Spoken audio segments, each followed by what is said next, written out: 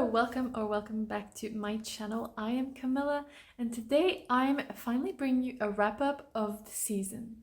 So I've done some wrap-ups lately, but they've mostly been about the Women's Prize for Fiction because I've been reading along the long list and short list, and winner and everything. And well, I read other books during that time, so I thought it was finally time to wrap them up. So it's books that I read in March, April, and May that weren't Women's Prize for Fiction books. These are books that I read because I either had them from the library, friends lent them to me, I wanted maybe some light, entertaining reads, through the trauma that was the Women's Prize this year.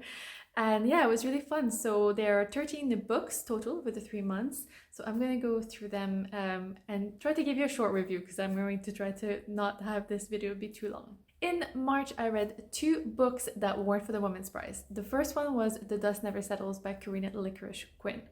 This was a NetGalley arc that I got ages ago. I'm pretty sure this book came out in 2021. So it's been a while, but I finally got to it. I wanted to love this novel, but I really found it way too scattered and plotless. And that's because it is non-linear and it also has so much magical realism. Sometimes I was really struggling to understand what was real, what was not, what was memory, or the ghosts that were haunting the main character. So for fans of that genre, I think you might enjoy it. In that novel, we follow Aunties, and she goes back to Peru, where she's from, to kind of deal with the estate of the family home that is left now that she's the one who's inherited it. And there, the present and the past and the future just are all intermingled, and she's kind of the only one who can sort of see the different layers and see the ghosts that are haunting her. And that was really interesting, and I really did enjoy the very visceral descriptions of that was described in this book. And the second book was When They Find Her by Middleton. This is a book that I read. I think this is the only book that I had in my library because a friend lent it to me last year. And I finally got to it this year. And so I gave it back to her.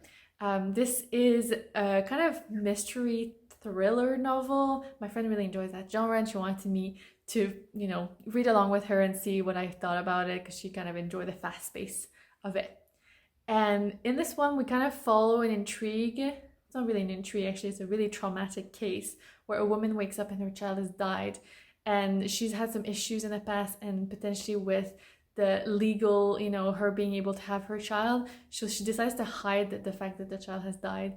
And so it becomes a missing person case. And there are lots of twists and turns. I didn't really enjoy the novel that much because it was really morbid and weird, but it was really fast-paced, so I kind of really read it quickly, which actually I think is a really good sign when it comes to a book. So even though I didn't appreciate it as much, I think the genre and the writing was really kind of pulling me along. And this wasn't my effort to read more kind of crime fiction, but hopefully I pick up some better ones in the months to come. In April, I read 3 books that weren't for the Women's Prize. The first one was Wong's Unsolicited Advice for Murderers by Jesse Sutanto. This was another NetGalley arc, but thankfully this one actually just came out in March. So I read it in April, but it just came out in March 2023. So I feel like I was all right with that one. I really enjoy Sutanto's writing. Sometimes it's really over the top, but I find it really funny and really kind of easy to go along with it. Similar to Daily for Aunties, there's a crime, there's mistaken identities, lots of good food, oh gosh, the descriptions, and just a general fun vibe. And I really enjoyed Vera Wong as a character. Then I listened to Descendant by Lily Chu. This was a kind of fun audio that I got on for free on Audible, and this was narrated by Philippa Sue, who did a great job, obviously. And in this one, it's kind of a typical rom-com. I mean, the stand-in you kind of know. So it's someone pretending to be someone famous so that person can go and do something else. Remind me of that movie with David Tennant. I think The Decoy Bride or whatever. Anyway, so yeah, you have that. You have the kind of fake dating situation. But also the author included some messaging on mental health, which I kind of really appreciated, though, to add to the rom-com lightheartedness. And finally, the third book that I read in April was Otherlands by Thomas Halliday. This was, I believe, longlisted for a prize, a nonfiction prize last year. And I think in September, I put it on my library hold, which only came to me in mid-January, which I was like, I totally forgot about this book. I read the first half in February. I had to return it to the library, got it back in April, and read the second half. Long story short, it was a bit of a tedious book to get through because it can be a bit technical, especially for a layman, like non-scientific person like me. And I did think that at times Halliday didn't do the best job at vulgarizing like the topic in simple terms, because sometimes I had no idea what I was supposed to picture, especially because it's going back in time in the history of our planet, you know, talking about animals, the geography, the climate, plants, and then just living organisms when you get to that point so long ago, right? And once you have no more animals, even with plants, after that I was like, I had no idea what he was talking about, and I was trying really hard to picture things. My husband's a bit more sciencey, so I was asking him some questions as well.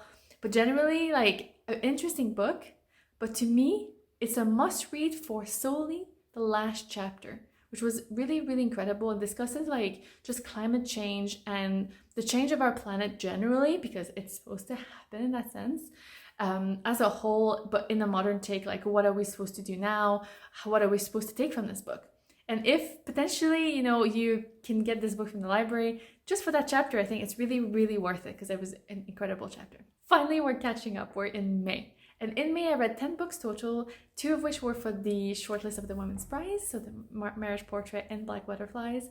And I read 8 other books. And it's kind of fun to finally just go a bit more with the flow. The first book that I decided to kind of dive in was The Fellowship of the Ring by J.R. Tolkien, the first in the Lord of the Rings trilogy. It's part of my kind of reread and classics TBR for the year, so I kind of decided to just jump on it, and it didn't take me long to read it at all because I went with it, and it was just really fun to get back in that world. And it's so well written, there's so much to that world, you know, but I really could do with fewer songs. Then I read The Pretty One by Keah Brown, which has a tagline, "On life, pop culture, disability, and other reasons to fall in love with me." This was a good series of essays by Brown, sometimes a bit disconnected because they are essays. It's not just like, you have an overall theme of the book, which is her life, her disability, living life, you know, as a modern woman and all of that.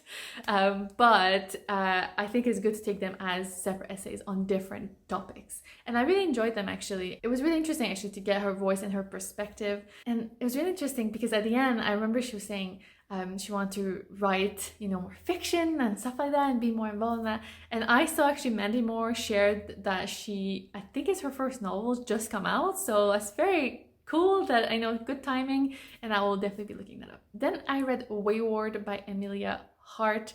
This was, I think, on my most anticipated reads, and I don't know if that's from last year or this year. I forgot. Anyway, this is a novel that has 3 storylines, one from modern day, one from the Second World War, and one from the 1600s, which is at the height of the witch trials in the north of England. It also definitely had touches of like magical realism, and like it definitely took a bit of a fantasy element to it. So I think I didn't quite expect that, but I just really enjoyed seeing the connection between these 3 women from such different times and such different situations as well. There is, you know, trigger warning for domestic abuse, but generally I thought it was very, very well constructed book. I believe this was a debut novel, and yeah, I look forward to seeing what Hart does in the future. Then I listened to an audio arc, again from NetGalley. This was The Company by JM Varese. This novel really took me by surprise because it was such a Victorian eerie mood, like a gothic novel, and for some reason I really didn't expect that, but it makes so much sense, and it's kind of discussing this family and the secrets and everything that's happening around the time where there was the case of arsenic in wallpaper, and it was intoxicating people and killing them basically. So it was kind of at the height of that, and it's so interesting. I was googling like if that was real, and yeah, I really enjoyed the voice and the atmosphere. I think Varese did a really good job in creating that. I think it might appeal to fans of like The Miniaturist by Jessie Burton, and that kind of, you know, mood of sometimes you don't really know what's happening. Is there a little bit of like fantasy, you know, magic almost involved, because one of the characters almost like compared to like basically the devil, and you're just like, is he actually? And you're just like, oh. So there's a lot of layers to it, which I thought was really, really good. I struggled to root for the main character because she's a heiress to this company that is basically poisoning people. So I'm just like, okay. But I took her a little bit as an unreliable character. But I would love to hear if you've read it, what you thought, because it's a book that I was like, oh, I don't know what to think about it. Then I listened to a really quick audiobook, The Only Living Girl on Earth by Charles Yu. And that's because I was just looking for something a bit sci-fi and something short, and that came up and I was just like, oh, let me try that, and I actually really enjoyed it. The vibe was very similar to The Long Way to a Small Angry Planet by Becky Chambers, obviously very different, but in the way that it kind of is based sort of in space, although this is on Earth technically, but this, you know, the main character is about to go off to university on a different planet. But it's very kind of human that was discussing, and it is some almost like vignettes of things that you see of what's happening. And yeah, I just really enjoyed the world of it. Next, I read Sanak by Mitiajuk Napaaluk. I've reviewed this book already in one of my most recent videos, which was about books in Quebec. And this was, while not the greatest read, like format-wise and language-wise, I thought it was an incredible kind of window, because it's, I think, the first novel to be translated from an Inuit language. And it was a really interesting window into the family, an Inuit family living in the north of what is now Quebec. You know, I think it's turn of the century-ish, and yeah, very interesting. Then I picked up The Companion by E.E. Ottoman. I picked this up because I realized in my kind of quarter-year crisis book tag video that I really haven't been reading a lot of like gender fluid or non-binary authors. I think that someone recommended this to me, but I'm not sure. And after reading, I was just, well, not after, actually, while I was reading, I was like, wow, okay, this is like the thirstiest book I've ever read. And I'm not gonna lie, I felt like the sex was the whole point of this book, which, I mean, if that's why you read books, that's cool, fine, you know, it's fine. But it wasn't really what I expected out of it, so there's that. But on top of it, there were some nice messaging, you know, on queer love and just kind of growing up and becoming assertive in who you are and who you kind of want to be or who you want to be with. So that kind of was a nice touch of them. And finally, the last book that I read was The Roughest Draft by, and I need to read the author name because, anyway, Emily Wibberley and Austin Sigemund-Broca. There. This is a book that I picked up because I need something light and, you know, a little rom-com. It's about two authors who wrote a book together, a very successful book together, and kind of had a falling out, and now they've kind of been brought back together to write a second book together. And well, you probably know already where it's going because there's nothing original that happens in this book, but it was fun. There is, I guess, a trigger warning. There's manipulation and some emotional control going on, which, yeah, was definitely difficult and I don't think was potentially discussed enough, but generally, you know, fun book if you're looking for something like. So yeah, these were the 13 books that I read in the spring, and I was very kind of pleased with how this reading took me. And sometimes I needed something light because I was in the middle of reading like a lot of women's participant fiction books, and that was heavy at times. And you know, sometimes it was the list from my TBR, from my NetGalley shelf. I'm just pleased overall with all of these books. And yeah, it was fun. Let me know if you've read any of them, what you thought, you know, love to hear your thoughts. And as always, thank you so much for watching, and Hazy back. Bye!